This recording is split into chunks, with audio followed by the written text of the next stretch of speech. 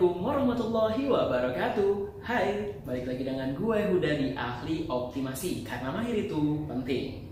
Buat lo yang baru pertama kali kesini, channel ini membahas tentang self skill development. Jadi jangan lupa subscribe. Jadi menurut proyeksi, Indonesia akan menghadapi bonus demografi di tahun 2020 sampai dengan tahun 2030 nanti. Itu kondisi di mana usia produktif kita banyak banget. Dan pada saat yang bersamaan, kita sudah masuk di industri 4.0. Revolusi industri 4.0 adalah revolusi industri di mana robot dan kecerdasan buatan akan menggantikan banyak lapangan pekerjaan. Jadi, yang satu menghasilkan banyak tenaga kerja, sementara kondisi yang satunya menghilangkan banyak lapangan kerja. Terus, nganggur dong kita.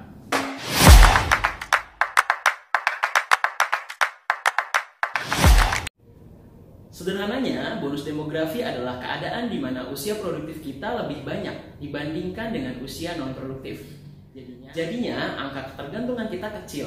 Nah, angka ketergantungan itu adalah beban yang harus ditanggung usia produktif untuk membiayai usia non-produktif. Menurut McKinsey, Indonesia nanti di era bonus demografi bisa sampai ke peringkat ke-7 kekuatan ekonomi dunia, yang saat ini baru di peringkat 16. Karena bonus demografi bisa meningkatkan perekonomian kita dengan begitu pesat, dengan catatan kalau berhasil, kalau enggak, kata Bappenas, itu bisa jadi bencana. Sementara pada saat yang bersamaan, kita sudah masuk di era industri 4.0. Apa itu era revolusi industri 4.0? Jadi, kita sudah menghadapi revolusi industri sebanyak 4 kali. Yang pertama pada tahun 1784 ketika ditemukan mesin uap. Kemudian yang kedua itu di tahun 1870 ketika ditemukan mesin yang bisa menggunakan listrik atau BBM.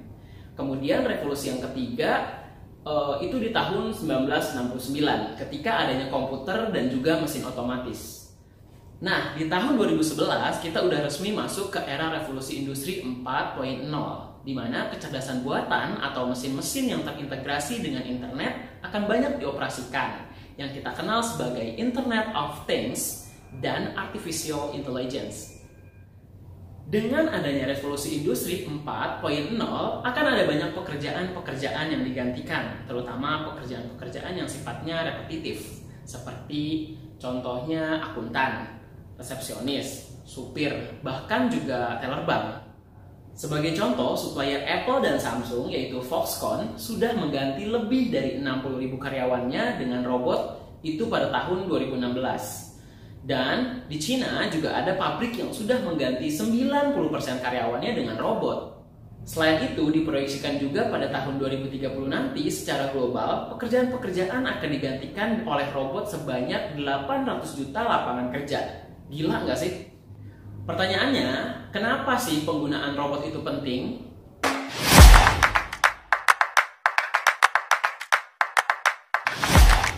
Jadi, kalau pabrik atau industri menggunakan robot, mereka bisa meningkatkan produktivitas hingga 250% dan mengurangi resiko cacat produk hingga 80%. Selain itu, menggunakan robot ini lebih mudah diatur dan juga terukur.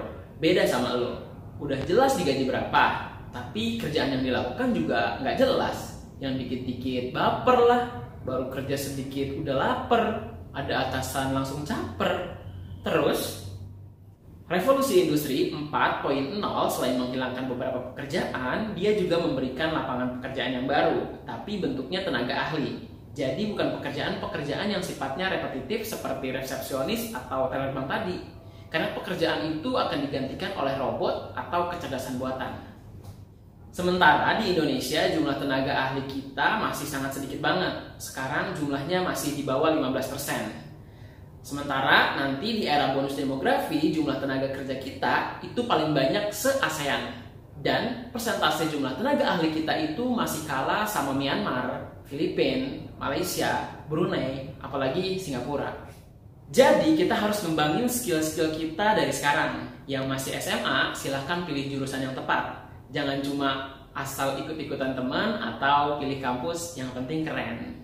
Yang udah lulus dan yang udah terlanjur pilih jurusan dan merasa jurusannya nggak cocok, tetap selesain pendidikan lo atau coba ikut workshop, jalin hubungan baru, dan belajar hal-hal baru.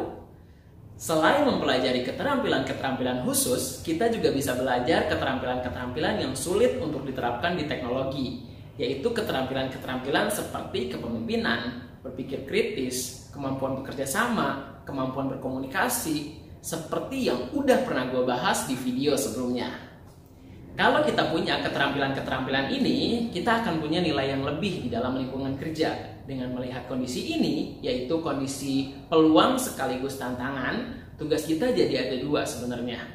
Yang pertama, untuk diri sendiri, supaya kita lebih berkembang dengan belajar banyak hal baru. Kedua adalah untuk teman-teman kita yang kurang beruntung. Karena bonus demografi ini bukan cuma tentang diri kita sendiri, tapi tentang satu negara. Jadi kalau kita kembalikan, apakah bonus demografi dan revolusi industri 4.0 akan menghasilkan banyak pengangguran?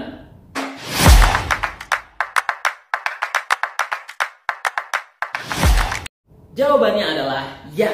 Apakah kita mau menjadi bagian dari orang-orang yang menganggur? Kalau misalkan kita nggak mengembangkan skill-skill untuk jadi tenaga ahli dan juga nggak mengembangkan skill-skill yang sulit untuk diterapkan pada teknologi. Jadi dari sekarang bersiap dan mulailah untuk mengembangkan keahlian khusus serta melatih soft skill kita. Salah satu caranya lo bisa tonton video di channel YouTube Ahli Optimasi ya. Oke, sampai di sini dulu. Terus belajar dan tambahkan ilmu lo sampai mahir ya. Karena mahir itu penting.